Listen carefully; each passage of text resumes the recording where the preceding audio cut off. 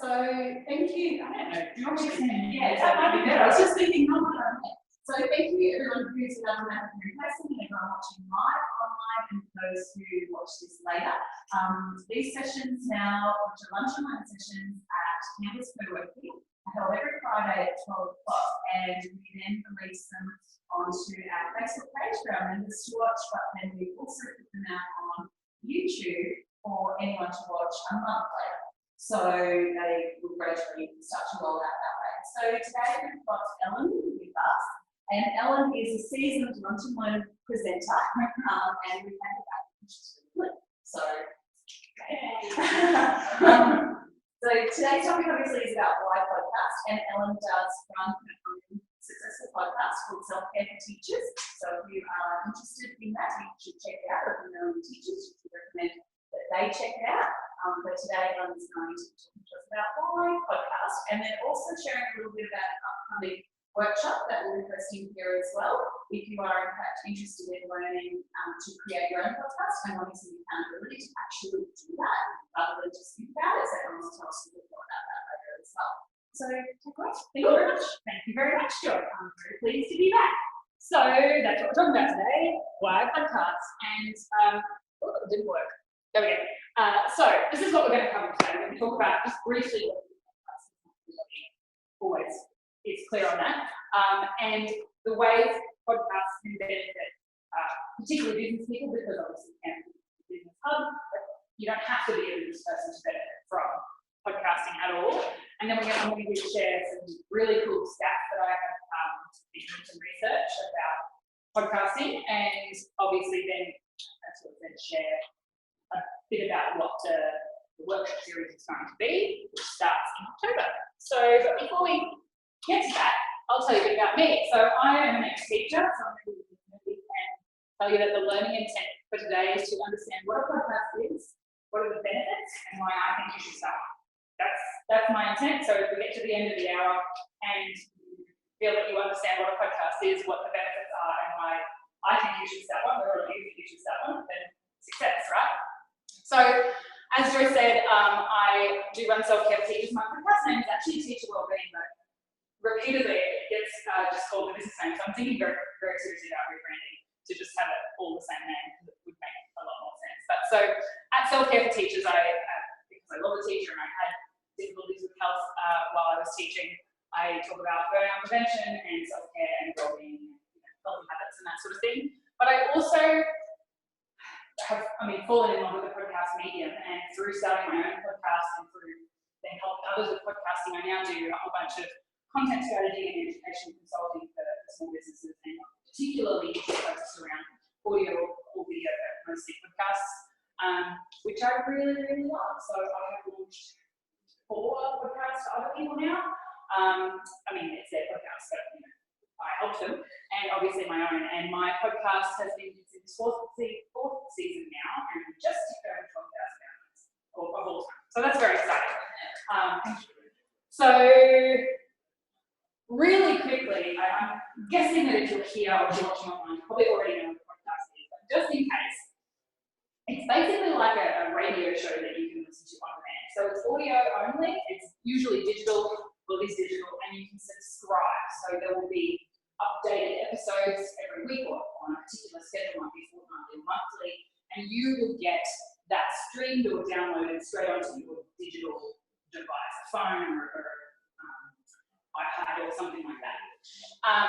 And it comes, we're not really sure where the name comes from, but probably comes from personal on-demand or portable open database. That's probably research. But who cares? That's what's cool, right? And obviously casts come from broadcasting, the history of radio. And yeah, you can listen in apps, you can also listen on your computer. There are lots of different options for different operating systems. If you're an Apple person or an Android person, you can listen to podcasts. So really quickly, have you all listened to podcasts? Maybe it's excellent. Which is, it is becoming a lot more common. They used to be quite unknown, but they're kind of becoming a bit more mainstream now. So obviously, I'm guessing you will listen to at least one episode. just a random question. Have any of you listened to an episode of my podcast? Other than your maybe not, because it's very niche, right? It's for teachers. So if you're not a teacher, it doesn't have anything, but people tell me that it's still useful. Come on. If you're listening to podcasts, you don't have to check your phone and don't have to tell me exactly, but I'd really be curious to know how many you are subscribed to in your phone or in your, if you have a number. One, just one. Yeah, only two you subscribe to. Interesting. Does anyone online have any responses? How many podcasts they're subscribed to? Just say, yeah, pop it in the chat if you do, because I might be curious to know.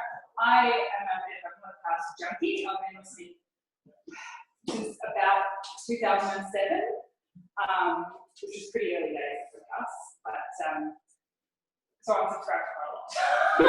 quite a lot. And if you thought about when you do listen to podcasts, how long do you listen usually? I listen when I'm in the car. Yeah. So it depends on how I'm driving. True. So sometimes only 10 minutes, like I'm into the gym and to work. But if I'm driving a long way, yes, then it could be hours. Right. Could be hours. And same. Yeah. Same.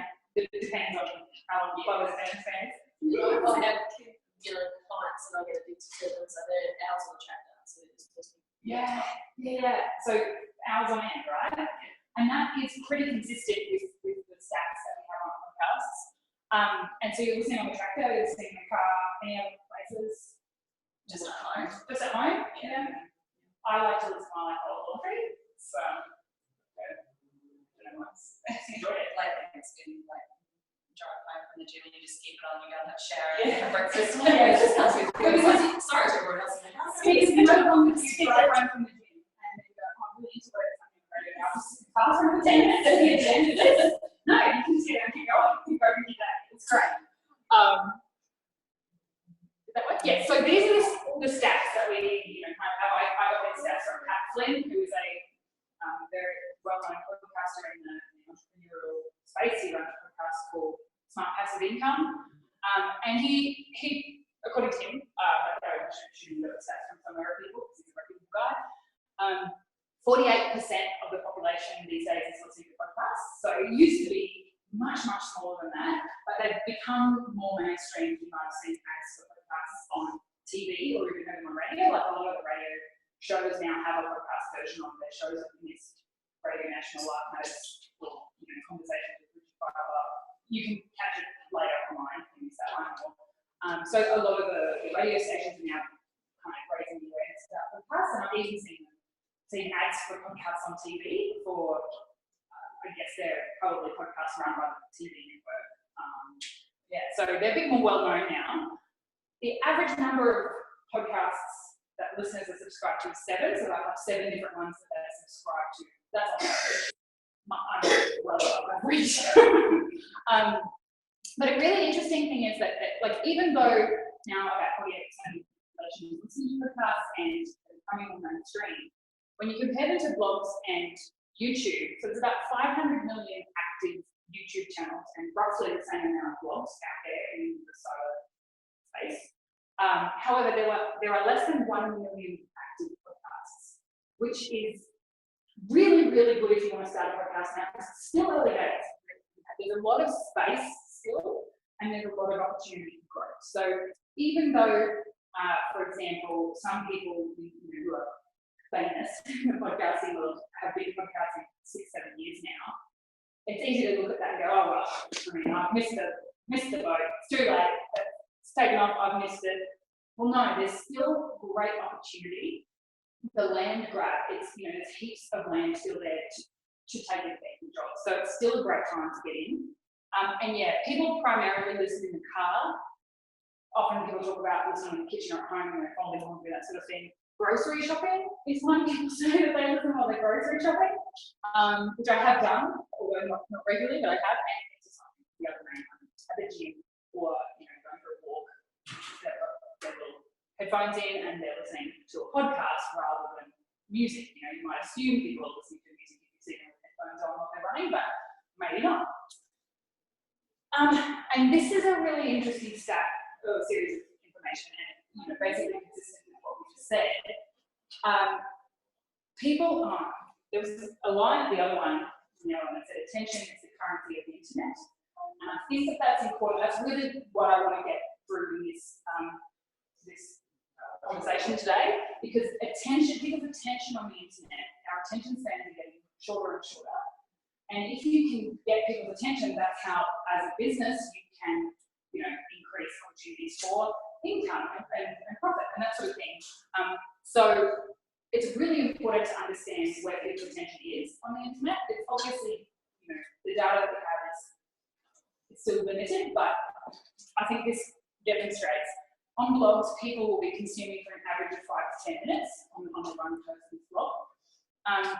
YouTube, it's 3 to 5 minutes that they will watch. So people rave about video, and video is fantastic, particularly live video, but our attention span is still relatively short. So if you're going to be doing YouTube, it's recommended that you keep your videos.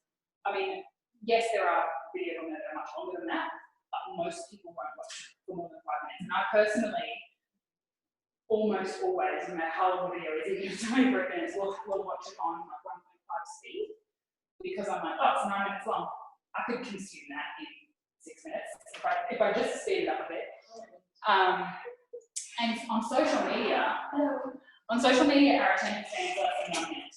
So although live streaming on social media is very powerful, and I think that probably doesn't include live streaming, I think that includes more the scroll. And live streaming stops you scrolling because it's happening now, you want to catch it now, and you can't pause it. But for the rest of social media, it's about a minute, our attention span, whereas a podcast, 30 minutes plus. On average, people will consume a person's podcast for 30 minutes or more, and many people, as we already know here, and I'm saying, binge listen. So listen to multiple episodes in a row, because you're on a long car trip, or you're on a track all day, or you've just got a lot of laundry at home. And further,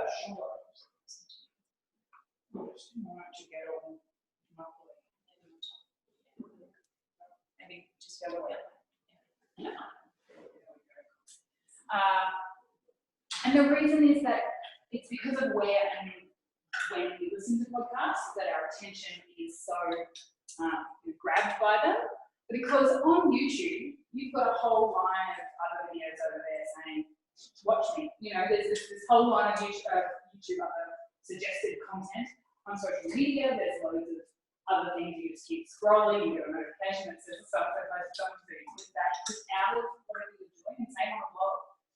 As much as video is so powerful, because of the fact that, if you're listening to a podcast where you're driving a tractor or a car, and there's a slightly boring bit for 30 seconds, it's going to take you that long to pull over, and most of us, we're driving safely and not using our phone while we're driving, and so we just go on, just keep listening for the next 30 seconds, because I'll just keep driving, don't click out.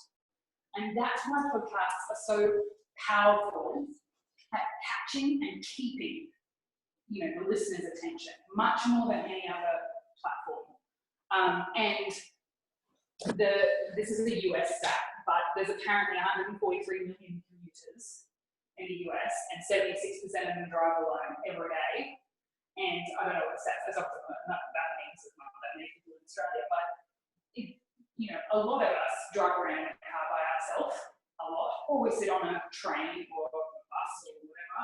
And so that's like the peak listen time tends to be that morning commute or the afternoon commute. That's you often see spikes in downloads then because of when and where people listen.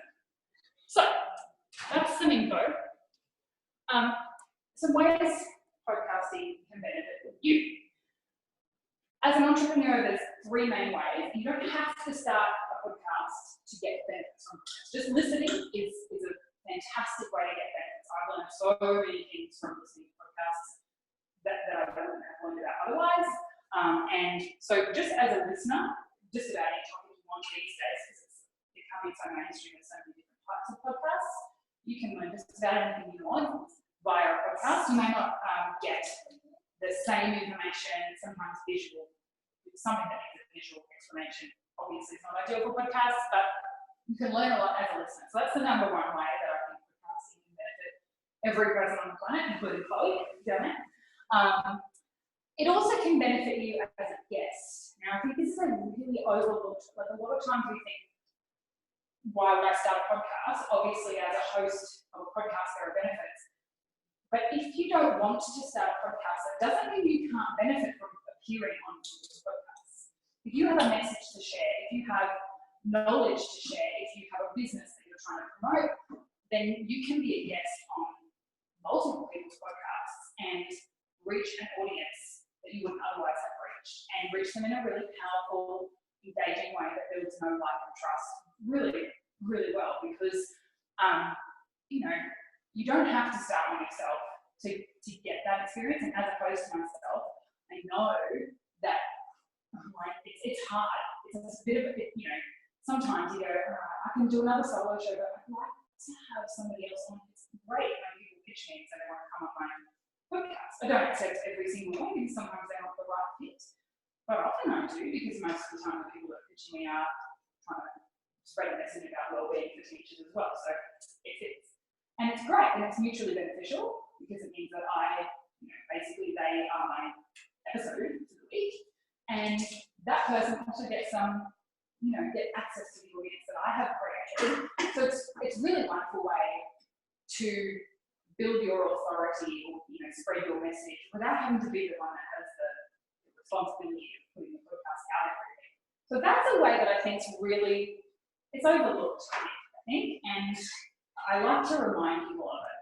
Because you can just do one, or you might find if you're in the business space, there are business. If you do something that benefits businesses, there are 50 million business podcasts, so you've got a lot of options there. And if you're doing something that's more niche, if your special expertise area is more niche, chances are you will find something.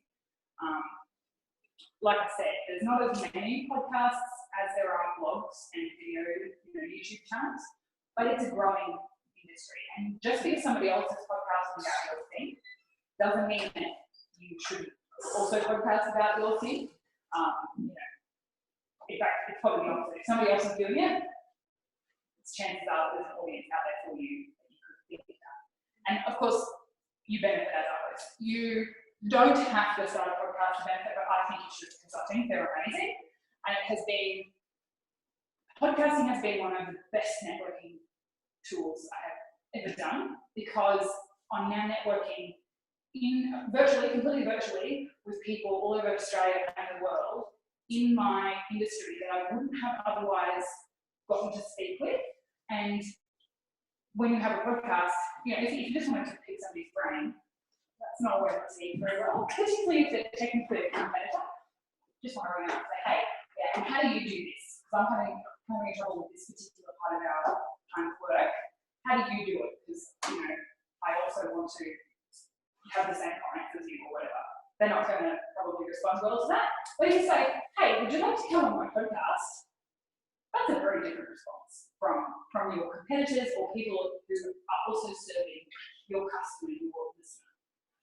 And because of that, it also really broke me out of my scarcity mindset. I think it's really easy for those of us in any industry to feel like, well, I'm doing this thing, and there's my competitor over there, and they're also doing it. So therefore, I feel like there's only a certain amount of clients, and if they get something, they're the ones that I miss out on. And it's like very divide and conquer. It's really, really easy to get stuck in that thinking of there's a pie, and they got a piece of the pie, so it's less pie for me.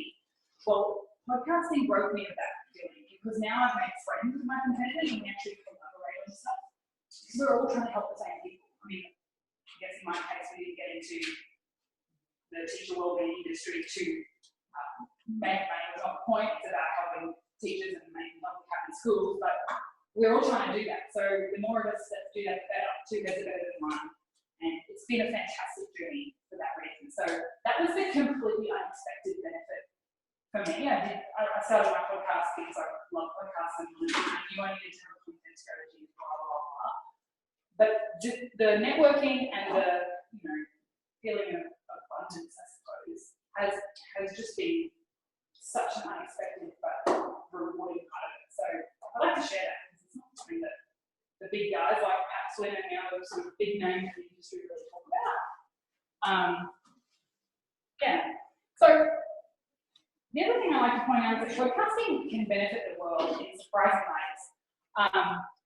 So Elsie Escobar, she's the host of She Podcasts, which is a pretty reasonably famous podcast. I mean, probably in America, but if you're in the meta space, the podcast space about podcasts. And she said she got inducted into the Podcast Hall of Fame last year, and she said that podcasting represents the most important opportunity for inclusion, diversity, advocacy, and changing the narrative of our world. Because she's proud to be Latina and an indie podcaster and a woman, and her voice is going out through RSS feed. No one can stop her. There's no sort of big guys in the media saying, no, sorry, fit our particular box that we like, you're cooked the right way, and you're not saying the message that we want to spread. She can share her message and have a voice. And 20 years ago, she probably wouldn't have been able to. So it's a really powerful way to get to have a voice and to create a stage for yourself. It's easy to have a message that you think benefits the world, but for whatever reason, you either don't have the money or the contacts to get, on TV or in traditional media. So, yeah, if you have an important message, you can share it and no one can stop you. No one can tell you that you've got to say it a certain way because it's yours, you own it, which is great. Equally, sort of the same thing but on the flip side, I think it's easy to get overwhelmed when we often hear success stories from podcasts or about podcasts that are huge. And we think, if I'm not that big, if I'm not getting 115,000 downloads per episode, why bother? There's no point. But my podcast mentor, whose name is Carly Mo, and she runs Radcast's School of Podcasting, which is how I learned a podcast, and the Carlos B's podcast. And she said that the power in podcasting is the deep connections and relationships that you can build. So she thinks of her downloads as individuals, rather than thinking, I'm in a few podcasting groups, and I just see it over and over when people talk about they're just obsessed with the download numbers and obsessed with the metrics. And yes, it's important to pay attention to that and track that. But if that's why you're doing it, I think you're doing it backwards, right? So she says she thinks of her downloads as individuals. Would it be worth it to spend a few hours of preparation in order to speak directly to a room of a few people? Like a small group of people? Yes, it's worth it for me to turn up and talk to this, I don't know how many people are listening online, but maybe 10, 20 people-ish. That's because you're individuals, you're people, you need this information. And I'm not going to say, well, unless I get 150,000 people in the room, I'm trying to enjoy it. I mean, that's not the way we operate in person, so why would it be different online? So that's a message that I really took to heart, and then my experience of podcasting has been such a rewarding experience of connecting with real actual human beings, even as a small number, that it's as much as there's possibility, because it's online, you could end up with millions of downloads, chances are you won't. That doesn't mean it's not worth it. And even though you could be talking to many people, when the listener is listening to just you and them in their head, likely in somewhere really private, like their, laundry room or their car. And that's really powerful. Yeah. Can you hear me? No? It's a shame.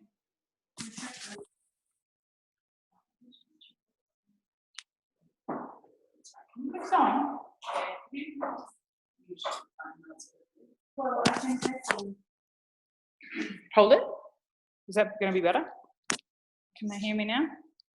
I can take the cover off the phone. Yeah. Yep. Might make noise. Sorry, everybody. Yeah. How about that? Is that any better? I'm happy to hold it. Yeah, that's better? Sorry, everybody online, that you couldn't hear that. You matter. That's pretty much what I was saying, and you couldn't hear me, which is oh, well, good, I'm glad. So as I said, let's talk about some real numbers, because it's easy to get overwhelmed with you've heard some big name who's been doing it for 10 years tell you that they're getting 100,000 downloads per episode, and you think, oh God, I only get 50 downloads per episode, I better quit. Don't quit. So Libsyn, which is one of the biggest, and these are stats from last year, so it will have changed slightly, but Libsyn is one of the biggest podcast hosting platforms. They're in America, but they're one of the main ones.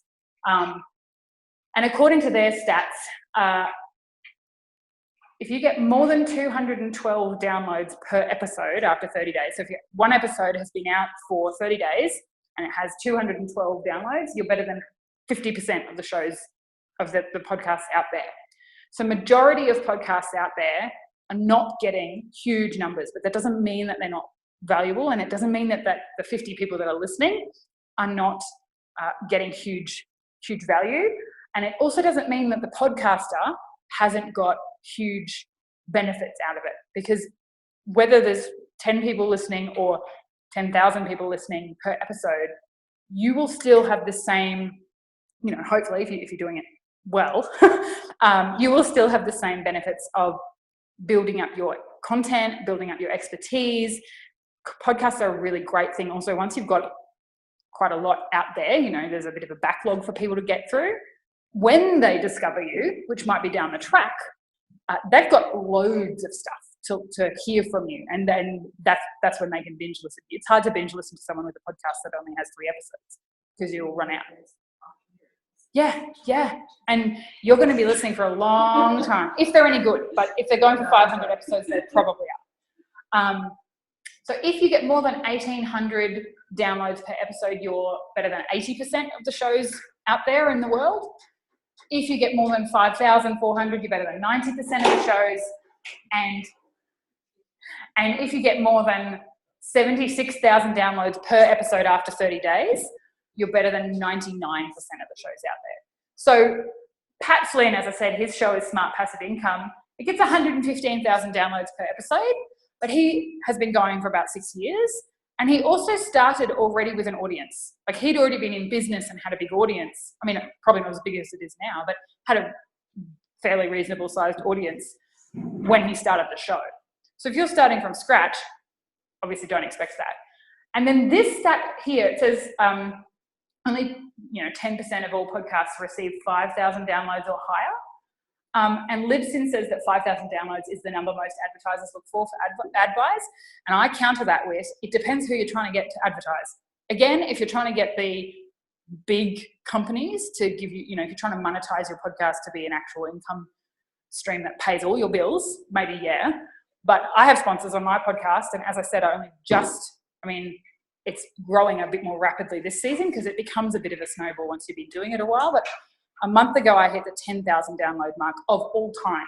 So each episode is only about maybe 300-ish, and that's only this year. Last year when I started, beginning of last year when I started, I was getting maybe 50 to 80 downloads per episode, and then every now and then I'd get somebody who shared it a lot or had a big following, and it'd spike to 120 or something downloads per episode. But now it's snowballing. And then, so it was about a month ago, I hit the 10,000 mark, and then now it's 12,000. But I've been doing it for a while. It's a long-term game. It's not an overnight quick fix strategy. And I have had sponsors since the beginning of this year, and I was nowhere near those downloads per episode. I'm still nowhere near those downloads per episode. But I'm also not earning $5,000 per episode from my sponsors because the people sponsoring me are other small businesses who are in my same really small niche. So these are kind of the standards, but then it's the Wild West. You can do whatever you want. Like, there's no rules. If you want to do it differently, go for it. But I like these because I just feel like it makes you feel a bit more okay about being small and being niche. Because the big names that are, selling their podcasting course, I sometimes feel like they're selling a bit of a dream.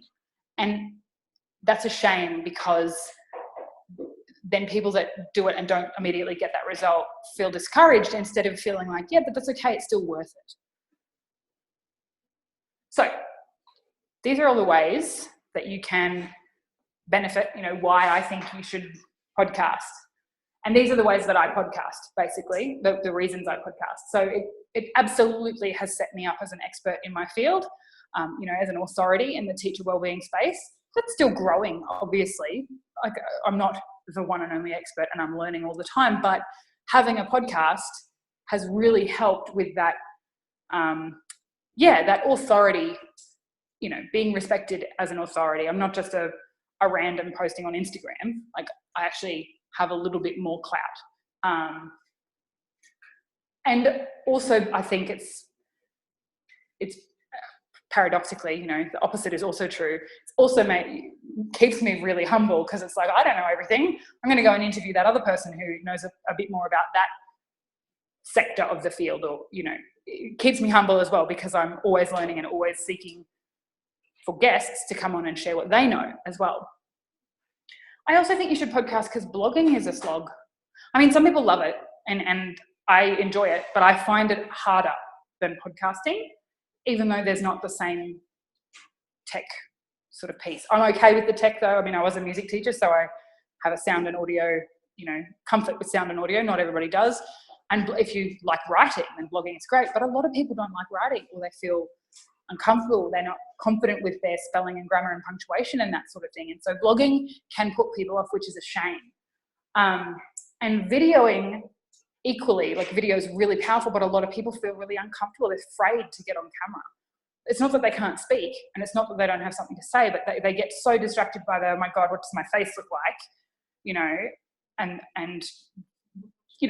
I have to put on makeup, or I can't just be in my kitchen with the dishes in the background. Like, it's a bit more to think about. You don't have to worry about that with podcasting. It also creates really high value content because it's long form. It's not, 140 characters. It's not maybe 200 words that you might put on a Facebook post. It's really long form, so you can get really in depth because it's 30 minutes or, however long you want, but most podcasts are 20 to 30 minutes or maybe an hour. That's a lot of content, right? It's really, really valuable for people. And then you can repurpose what, you create that podcast episode, and you can turn the main points into a blog post or a series of tweets or Facebook posts. You can repurpose it, which is great. And it really builds that know, like, and trust factor really, really powerfully, because, as I said, you're in people's heads. And usually you're the only one there with them. They're by themselves in the car, or, in a crowded train, but they don't know any of the people. You're the only one. And you feel like podcasters. When you've been listening to them for a long time, you feel like you know them. I refer to Pat Flynn like he's my friend. I never met the guy. And now it's happening to me, and people know things about my life, and I forget that I mentioned that. But it's cool. It's nice because it's genuine. It's a genuine connection. And you can reach your audience wherever they are. And if they're in the car for hours on end every day, that's powerful as well. It's benefiting their life.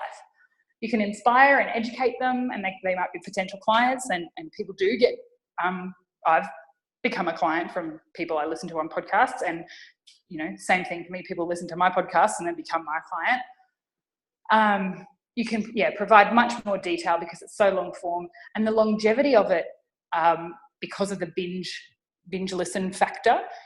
Yes, you might find somebody's blog that you love and trawl through 4 or 5 blog posts in a row, but then there's probably going to be some pop-up that sends you elsewhere on the internet, and you'll go elsewhere. Whereas the binge listen factor of the podcast, and even if you have to stop it because you've come home from the gym and now it's time to get on with your day, next time you open the app, you can pick up right where you left off. It'll show you, it'll say, here, press play on the one you were just listening to, which is cool. And also now we have a Google Home, and I just got my podcast on Google Podcasts, and I can say, hey Google, play the Teacher Wellbeing Podcast, and it does. And I now have realized it picks up from the last 30 seconds of the last time I did that to get my ego boost. So that's cool too. Like those devices are a whole new world, and podcasts are a part of that too. I can't remember what I was up to. Oh yeah, and you can form relationships with influencers in your space, but also really powerful collaboration options, which has been my experience. It's been wonderful. So those are all the reasons why I think you should podcast. Again, you can get a lot of those benefits as being a guest. You don't have to be the one that runs the show. A lot of those can still be powerful, but you might not have the same control because it's not necessarily your show. And also you might need to pitch yourself to many people's podcasts before you get to appear. But a lot of those can still be the same benefits, whether you're the guest or the host. And of course, if you're a listener, you get to consume high value content. You get to know, like, and trust people who are, influencers that you want to learn from. You get to find people that might be able to help you with your particular problem. So a lot of those benefits, if you flip them around, are also the benefit of podcasts as a listener, which is great. So what's the time? 12:40. Okay, so we're tracking okay. Yeah. All right, so I wanted to share about if you want to start your own podcast, I thought I would share the podcast workshop series that we are running here at Canvas in October and the beginning of November. So we're going to help you start your podcast. It is 3 Saturdays over 6 weeks. And obviously, you will learn the skills that you need to podcast, but we're only going to cover the first 3 episodes because it does take time, and otherwise it would be a year-long course. And I figure you will learn everything that you need to learn. You will get set up. You will get your podcast uploaded if you're ready to, if you want to, onto the launch platforms, iTunes or Google Podcasts, wherever you're going to put it, and then I will set you free, and you will podcast forever. So it's here, Saturday, the 13th of October, the 27th of October, and the 10th of November. So 3 full Saturdays.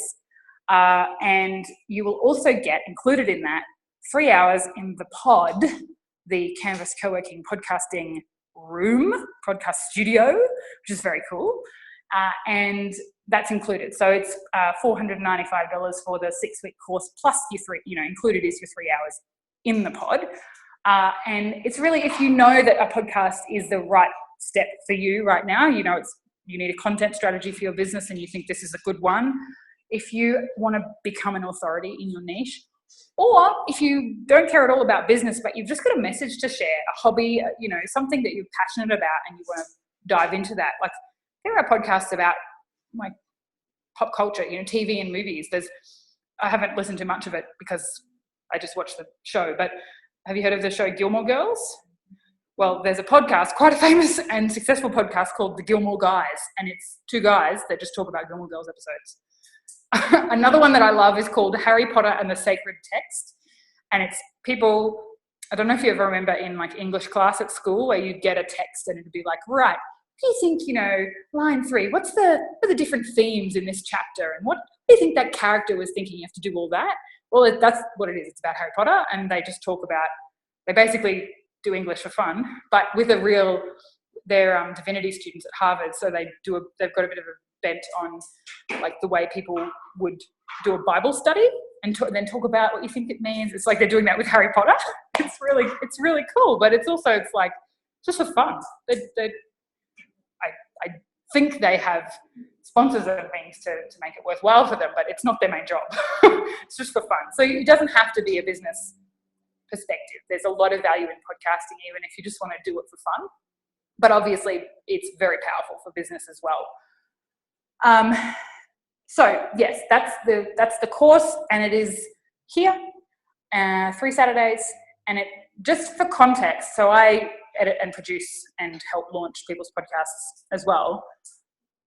For me to do it for you is $500 for the first 3 episodes and getting yourself live, and then it's minimum $500 a month ongoing. So for the same investment, you get to learn it all yourself, and then going forward, you will be empowered to edit your own podcast and be in control of it yourself, not need to, if there's an issue, ring me up and say, can you, that guest has rung me up and said I shouldn't have said that person's name, can you bleep that out, and then get another fee because that's extra work and wasn't included. Like, you're in control then. You don't have to rely on somebody else to edit it for you or produce it for you.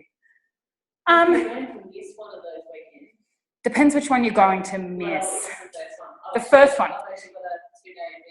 Okay. The first one's probably the one that's okay to miss because it won't be the one where we do most of the tech. But we can maybe discuss that afterwards and we can catch you up because it'll be what we're going to cover actually that's on the next slide. So we're going to cover planning your podcast, your launch strategy, so some of this stuff.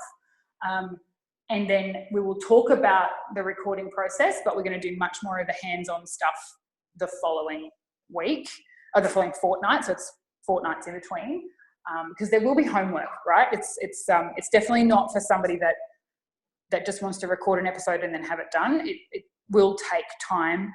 There will be homework in the fortnights, and if you don't do that homework, then you won't really be able to keep up with the next lesson because we'll need to move on. But that most of the editing and production and stuff we'll be covering on weeks 2 and 3. So, and that's the stuff that you need to be the hands-on. Some of the other we could maybe discuss what the options are. And we're going to talk about recording, equipment, process. You don't need a lot of money, by the way, to start a podcast. Like my iPhone headset is actually what until I came here and started using the pod, I've been, the first 3 seasons of my podcast were pretty much 100% used with my iPhone headset, except for the 2 episodes I recorded before I knew how to podcast, and literally just spoke into the voice recorder of my phone without any microphone at all. And those are live. Those episodes are up on the interwebs for anyone to find. So you don't have to have, you don't have to go out and buy a $600 microphone and make a little sound studio in your house. And if you want a sound studio, there's one here, come and use it, it's great. But you can do it much more simply. It doesn't have to be about the tech, if that makes sense.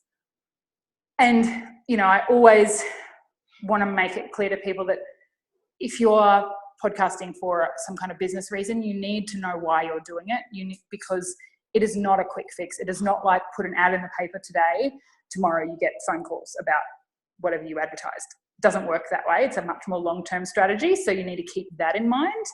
And you need to know, why you're doing it, because you will have times where you're like, oh my God, I got to get the episode out this week, or you had interviews booked and they cancelled. So now it's a scramble because you thought you'd be ahead, but they've cancelled. But then like this morning I got 2, not just 1, but 2 Facebook messages in my inbox from people telling me how much of a difference my podcast has made in their life.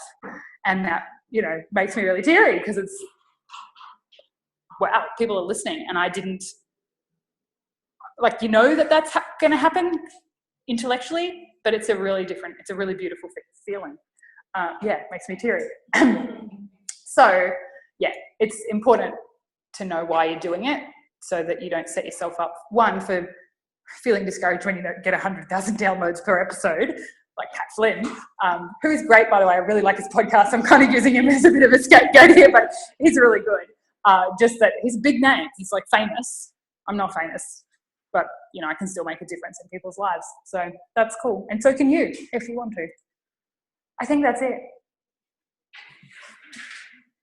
Here we go. Questions? Any questions? Oh, do you understand what a podcast is now? Do you understand the benefits that it can offer you and your audience, and why I think you should start one? Whether or not you think you should start one, that's a different story. So hopefully that's success. And these are a list of the podcasts that I currently listen to. Pat Flynn's is not on there, but I do listen to his occasionally. There's there's only so many hours in the day, and I do actually have to work. So yeah, so that's where you are. Any questions? So if you're online, yes, pop them in the chat. Pop them in the chat. Does anybody want to share what podcast topic they would think of if they were to start hypothetically a podcast? What would you podcast about? Pop it in the chat if you're listening online. I'd like to hear. Conservation policy, like environment conservation. Yeah, interesting. That's cool. Yesterday, we were trying to work out how to get top that we're doing yep. into the conversation. Yep. And we were sort of talking websites and, sort of more videoing them. But, yeah. The thing that I like about podcasts and what you can do is the fact that you can video it and then take the audio out, make it into a podcast, and then put the text into a blog, and then make it You can. Yeah, and the other thing to think about too is that you don't have to do interviews. Like lots of podcasts are interviews. Mine is mostly an interview podcast because it's easy, and also because, like, as in it's easy because it's like the guest has the information, you just ask them the questions, and it's nice to sometimes it's like the same three, co-hosts, and they just have a conversation about a topic. But again, it's not like they're reading from a script and they had to prepare the script. They're just having a conversation. It's really easy to listen to also. So interviews are really, really common, but you don't have to do that. You can do a solo show where every single episode is just you talking. I have found really hard. I can get up and talk for hours about a topic with people in front of me. By myself in a room, it's like even if I've got dot points. So I do tend to write out, not word for word, but a bit more. And I'm getting much, with practice, you get better at something. I'm getting better at doing that without needing every word scripted. But if that's what you want to do, I mean, loads of podcasts are like 5 minutes. It's like maybe a blog post episode, because a 30-minute podcast episode, if you get that transcribed, can be like 6,000 words. Nobody wants to read a 6,000 word blog post, particularly when it's mostly, conversation filler. But if you have a 5-minute podcast that is just you speaking, in fact, you could write the blog post first and then speak it into the phone, and that would become a short podcast. Those kinds of ones exist as well. And then there's narrative or documentary style podcasts, which are a whole lot more work and involve, getting all sorts of soundtrack, mood music, and you might interview 15 different people and only use 30 seconds of what they said, and then do a little bit of narration in between. That's a lot more work, but also very, very great to listen to. There's quite a few in the true crime genre. If you're into true crime, I'm not because I'm a wimp, but there's lots of true crime podcasts. One of the really big ones at the moment is called Teacher's Pet, and it's about a real murder case in Sydney in, I think, the 70s, but it might have been the 80s. So, that's a recommendation. I haven't listened to it because I don't like getting scared, but people who are into that genre say it's amazing. So there's lots of different options. It doesn't have to be that if you don't want to talk to anyone else, you don't have to. You can be by yourself with a microphone. Yeah.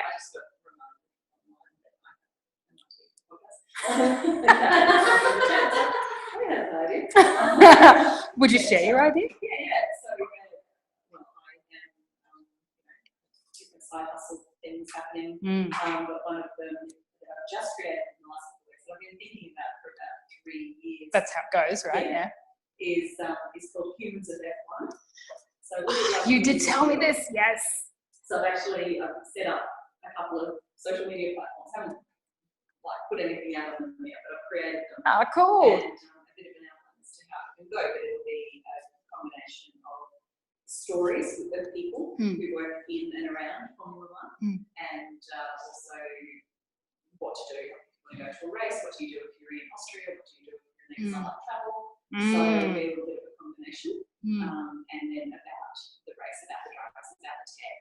Yes. That's the stuff as well. Yeah. So, you went to right. the side of you I didn't know. And also that's the beauty as well of podcasts, is you can go down the rabbit hole of whatever you're into, and that's cool, right? Like if you are a nerd like me and used to teach English, so quite enjoy that kind of thing, and also like Harry Potter, you're going to go and listen to that podcast where they talk about what the characters were thinking, and and then one of the ones that I've been involved with is called the Outback Way podcast, which is the stories basically of the people that live along the Outback Way, which is the road from Winton in Queensland to Laverton in Western Australia. Yeah. She's going to take it and take it from here now, which is very exciting. But I mean, I didn't know about the Outback Way before that, and also I didn't know it existed. But now my husband and I are planning a trip. It's like, this is cool. And it's interesting, and it's great to hear what's going on out there. And in the same way that when you listen to, Macca, whatever Macca's show is called on Sunday mornings, it's like sometimes there's a person talking about something that you're like, I don't care, turn it off. But sometimes oh, wow, I didn't know about that, and now I do, and now I'm really interested, and I want to find out more. So it's great. I love the medium. I think it's fantastic, and it's not to take away from video or blogging, because those are also great, but I think this is a really powerful option for people. So because you can do it hands-free while you're doing other stuff. Yeah. That's what I like. Like if you're trying to read something, you've got to be looking at it, so you can have that attention, you can't do anything, or even while you're like washing dishes, Yes, or anything like that. And yeah, the fact that it's hands-free, I love it. And just on the Google Actions side of things, so Google Podcasts, Google Actions, we are hoping to have enough content to run a launch session before the end of the year around Google Actions. Excellent, because I'm so into that right now. Yeah, we've got a fair bit of information already and details around Alexa's skills, but not so many people have Alexa's here. Yeah. Where a lot of people have Google Home. So Google Action is basically something you can create. A Google Action is something you can create online that will allow someone to ask a Google Home about it and have that come back as the response. So at the moment, like if you type something into Google, you get a list of options on your page. But if you say something to Google, it responds with one thing. How do you become that one thing? But and sometimes it's yesterday. Someone says, so not if you want their relatives. Yeah, although what we find, so curious to know who has a Google Home, Google something. I'm thinking about getting an Alexa just so I can compare the two. Yeah. Sorry. Or Siri's the same thing. Yeah. Same thing. So, or even if you just use your phone and you say, you know, hey Google, do this, and it will do it for you. So it'll do it for you. People are doing that more and more, but they're not saying soil health. They're saying, hey Google, what's the best way for me to improve the soil health of my garden? That's what they're saying. It's long The answer. So you get the answer. So it's like the top of whatever, the first paragraph on Wikipedia will usually come up in, if that was a question that you asked, like, and then the Google page has all these other ones, but Wikipedia will usually be in the top ones, and you can kind of get the answer. It's like that now. And then, there's again, Wild West, it's still very new. There's lots on there, but there's also loads of opportunity. So we've got something called a Shakti mat, which is like a half size of a yoga mat, and it's got little spikes on it, and you lie on it, and it does like acupressure. Anyway, we were just talking about it last night. What does Shakti actually mean? And I was like, I don't know. It's probably like Sanskrit or something. And I said, hey Google, what does Shakti mean? And she said, I don't understand. Religions are complicated. I don't understand them yet. So, I mean, there's loads of sometimes people say, I don't know how to do that yet, because the AI is still really new, but I'm really keen on it. Yeah, it's definitely the way things are going, because more and more, like in Asia, it's mobile first, totally. Like, lots of people don't have a laptop, don't have a computer, that phone can use mobile. But now, humans are lazy by design. So if we don't have to pick it up and type into it, and we can just say, hey Google, what does chakra mean? Or Shakti mean? It will say it's not listening to me now. And it responds with voice at home, like the Google Home responds with voice, so you don't even have to read it. I can't believe how quickly we got used to it. So we got one, it was free with a phone on Telstra, we updated the phone and it was just a deal, Telstra, how do you get this? I can't believe how quickly I've got used to just saying, hey Google, what's the time? We have a clock over there, but I'm in the room with the Google, so I just ask, and it just tells me, hey Google, what's the weather today? Hey, in South Toowoomba, it is going to be. There is that. I vetoed it in the bedroom, but it's in the lounge room, and I've got one in the bathroom now. Yeah, because it's the same thing. Like I take this and I sit it up on top of the shower head, and it sits there quite well. It's never fallen down, but I just want one stuck up on the wall in the bathroom. So yeah, you can, if you're thinking of something, the other thing is I can say, hey Google, put a reminder in my calendar to tell me to do this at 10 o'clock. And it does it. Because when you're in the shower, it's like, maybe it's not what I do. That's how you remember stuff, yeah. Makes your whole life in Google, it says. And we use it a lot for cooking now. Like you put the roast in and say, hey Google, set an alarm, or set a timer for the roast. Oh, she did it. It's working off sleep. What is it? It's not 3 o'clock. Yeah, that's right. Done. Your alarm set for 3 p.m. People on Zoom, Joy just set an alarm in her, well, I just set an alarm in Joy's phone accidentally because I asked Google to do it. So that's the thing. So it's not coded to your voice. It can be any voice around your voice. Is that a possibility? Yeah, it's very similar. David tries sometimes at home with Google Home. That is my Google Home.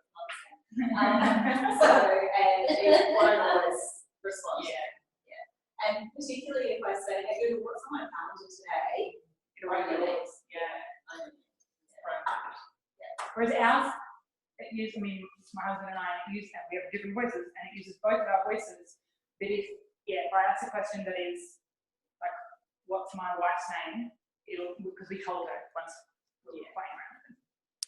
So it said, my wife's name is Ellen, and now I can say that. But if I say, what's my husband's name? She says, you don't have a husband. Because she thinks it's him. Yeah. Also, like I'm referring to her as a she. She speaks. She speaks as a she. It's really. You can change that. You can, yeah. It's really fascinating. But, just, I guess, one last little part on that. So with Alexa skills, there's different competitions.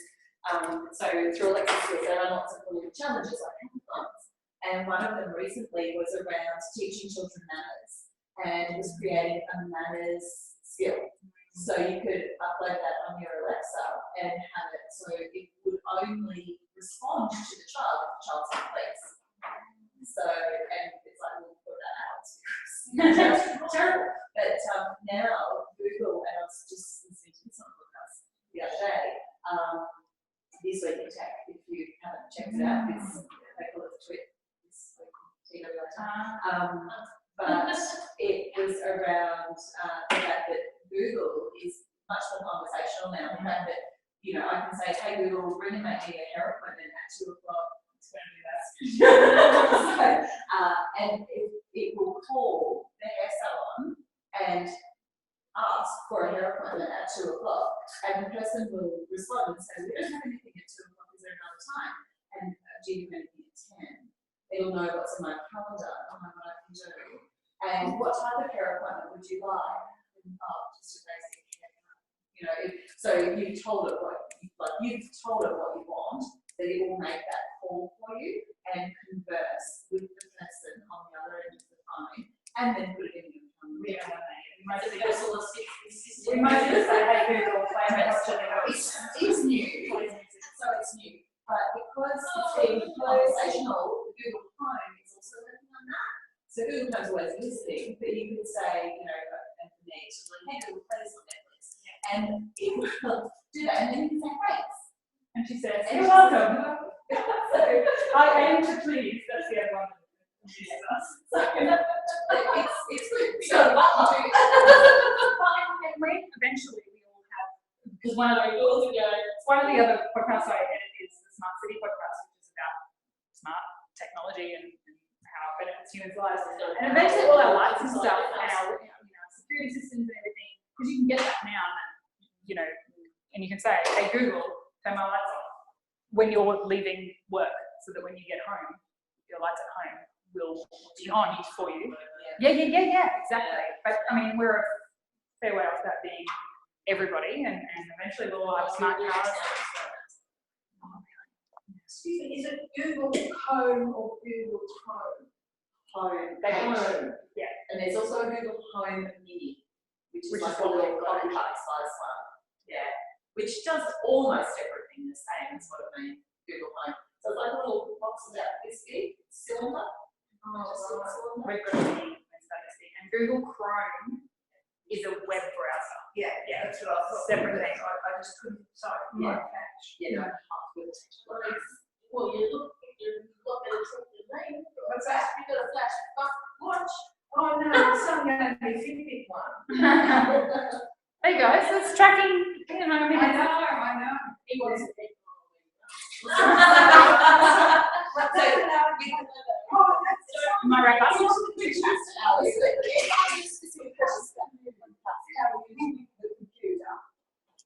Anyone got any questions about how? Yes, I'm just going to be totally honest. How can I make money from it? Yeah, so there are a few different ways. If you want to make a lot of money from podcasting, then you're looking at needing to have huge audience numbers to get the huge advertiser people on board. You can get sponsors if you can get sponsors from at any stage, like I did. Despite what some of the kind of big names will tell you and say you have to have 5,000 downloads per episode before you can get a sponsor. You don't. You may not be going to those kinds of advertisers. So you can get sponsors. If you have an audience already, then a podcast can be a great way, because like I drop in most episodes, it'll be like, if you want to work with me, this is how you can, so it can be just the same way as a blog is. Like when you read somebody's blog and at the bottom it might have a thing about work with me, here, click here and you can find out more. If you want, this is general advice only. If you want information specific for you, I'm going to have to find out more about you, so click here and book a session or whatever. So most people use podcasting as a way to reach their audience, and that's content marketing basically. Same as blogging. You put out great stuff in the world, answer people's questions, help them, excellent valuable content for them, and then you have a service or a product that you upsell them into for those that were a percentage that will want to, and the rest you still helped them. You still answered a question or gave some great information or inspired them in some way. So they're usually the two ways. But again, I always kind of caution people, that's a long road. Both of those, you're unlikely to put your first 3 podcasts out unless you already have a big audience. Put your first 3 podcasts out and get a slew of clients the next day. It's a long game. It doesn't really work like that usually. Because I quite often both online, for example, like there's a certain way that I do it. Yeah. And I know that it could benefit others. Yep. But I don't want it to be on a Facebook post. Yeah. Could be a YouTube video as well. Yeah. You could video yourself doing it. But then, I could. Yeah. And you could, but just for me, it would be awkward because it's not a pretty spot. Yeah. And that's what, and that doesn't necessarily, like particularly on live video, people are less concerned about that, but that is one of the things that people feel is a barrier to doing videos, that they don't have the perfect setting, they don't have a studio backdrop and that sort of thing. Yeah. Right? And in fact, also, I'm going off that, yeah, like a big way, and just trying to be real. Yeah. That's who I am. Exactly. Starting with Facebook Live, Yeah. it's probably a good place to start, and then towards YouTube. Yeah. I have a friend who's a musician, so her thing that she does is write songs and sing songs and go and gig at places. And but one day she, on her YouTube page, people are obviously, for some reason, a few people around like asked her how to fold a fitted sheet. Despite the fact that she has this, and this is 2 or 3 years ago that she put that video up, and now also every time I'm folding my fitted sheet, I'm like, I was already folding my fitted sheets the way she did it, but I always think of her now, and it's still her like top video on her channel. Yeah, sure. Yeah. She's got all her music is on YouTube, like it's just all this other stuff, and that's still the one that gets, and it was just in a laundry, like folding machine. Very real. Because we don't know what's going to happen. Yeah, exactly right. That could be something you're doing every single day. That's what I'm That's obvious to you, but it's not obvious to other people. Yeah, that's what I thought. They invented the potato peeler to actually put it up in every house. Yeah. My dad wants to invent something like something that ends up in every house. Yeah. It's a toothbrush. Something everybody uses in every house needs a plastic. Yeah. True. And now there's gazillions of them in the ocean. Yes. And everyone else, yes. Thank you very much for coming today, and thank you to the people online who are watching. And I hope to see you and listen to you in your podcast very soon. Have a good day. And if you're interested Yes. in the workshop, then let us know. It will go up online next week. But yeah, if you are interested, just let us know, drop us a message, or tell us today. Yes, and we'd love to have you and teach you how to do it yourself, because it's fun. Thank you.